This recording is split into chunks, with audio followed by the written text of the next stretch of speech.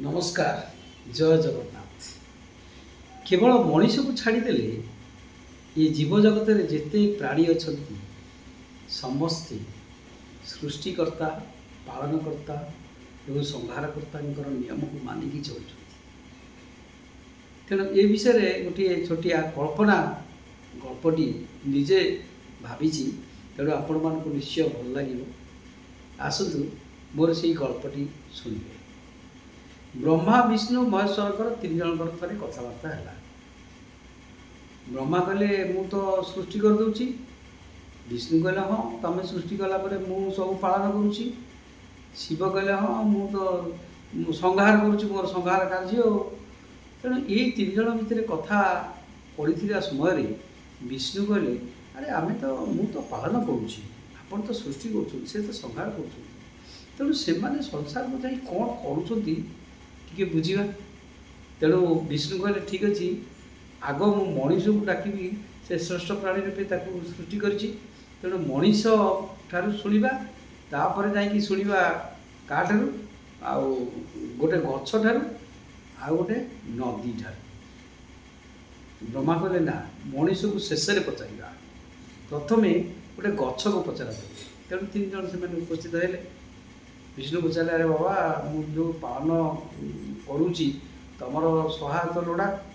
तेणु आपण मैंने सब संसार को जाई कौन कौन करुँच जन जन कि मत कह। प्रथमे गचर पाई पड़ा।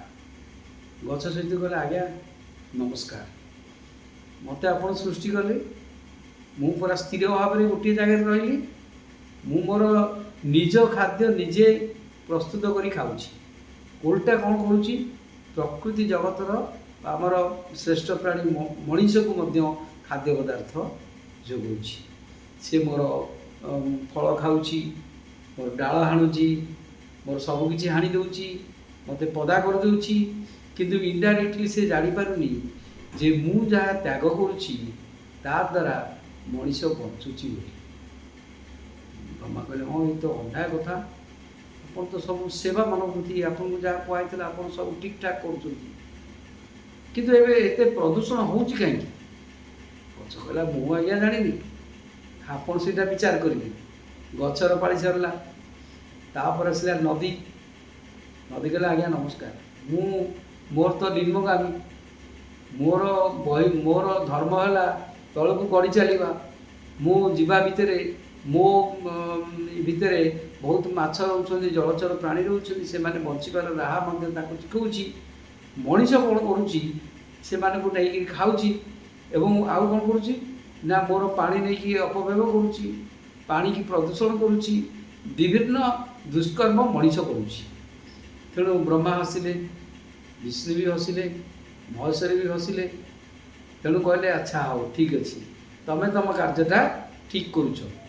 तापर आसला पाली मनीषर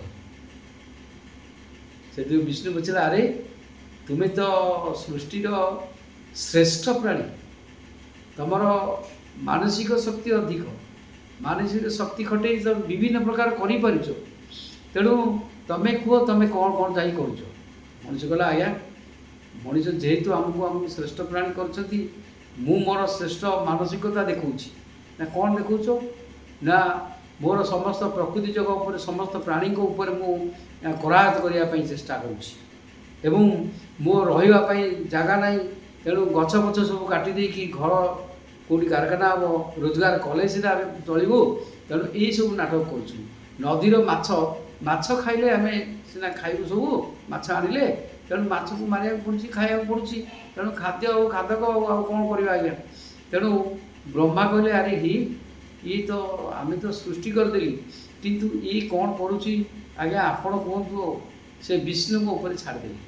विष्णु सहित पचारे अरे तुम्हें जो सृष्टि हेल तुम्हें मत कही ना सेवा कर सत्यनिष्ठ भाव में चलो अन्य मानकर उपकार कर क्या मन दुख देव ना। तेणु तुम्हें जा कौन कल तुम्हें जा संसार सब अन्याय असत्य हिंसा देश अभिमान समस्त को माने निजर मानसिक चाप पकाई प्रभावित करवा दुख दवा जंत्रणा दवा यहाँ कौन ठीक कि ଏଇଟା ସମ୍ପୂର୍ଣ୍ଣ ମାତ୍ରାରେ ଭୁଲ। ତେଣୁ ତମେ ଯଦି ସୁଧୁରିଯିବ ତାହେଲେ ଠିକ୍, ଯଦି ନ ସୁଧୁରିବ ତାହେଲେ ସମ୍ପୂର୍ଣ୍ଣ ଜୀବଜଗତ ଧ୍ୱଂସ କରିବା ପାଇଁ ମୋତେ ଗୋଟେ ସେକେଣ୍ଡ ବି ଲାଗିବନି। ମଣିଷ କହିଲା ଆଜ୍ଞା ହଉ ଆଜ୍ଞା ଆପଣଙ୍କ କଥା ମାନୁଛୁ, ବେଳେବେଳେ ମାନୁଛୁ, ବେଳେବେଳେ ଲୋଭ ମୋହ ମାୟା ଭିତରେ ପଡ଼ିକି ଆମେ ପଥଭ୍ରଷ୍ଟ ହେଉଛୁ। ତେଣୁ ଭଗବାନ କହିଲେ ଦେଖ ତୁମକୁ ଏଇଟା ସତର୍କ କରିଦେଲି, ତୁମେ ଅନ୍ୟ ପ୍ରାଣୀମାନଙ୍କର କର୍ମରେ ସାହାଯ୍ୟ କର। ସେମାନେ ଜୀବଜଗତକୁ ବଞ୍ଚାଇବା ପାଇଁ ଚେଷ୍ଟା କରୁଛନ୍ତି ତୁମଠାରୁ କ୍ଷୁଦ୍ର ହେଇକିରି ମଧ୍ୟ। ତୁମେ ଗୋଟେ ଶ୍ରେଷ୍ଠ ପ୍ରାଣୀ ହେଇକିରି ଅନ୍ୟମାନଙ୍କୁ ହଇରାଣ କରିବା ଶିଖିଲ। ତେଣୁ ଏଇ ଥିଲା ମୋର ଗଳ୍ପ।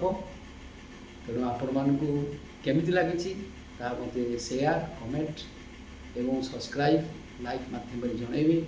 ରହିଲି, ଜୟ ଜଗନ୍ନାଥ।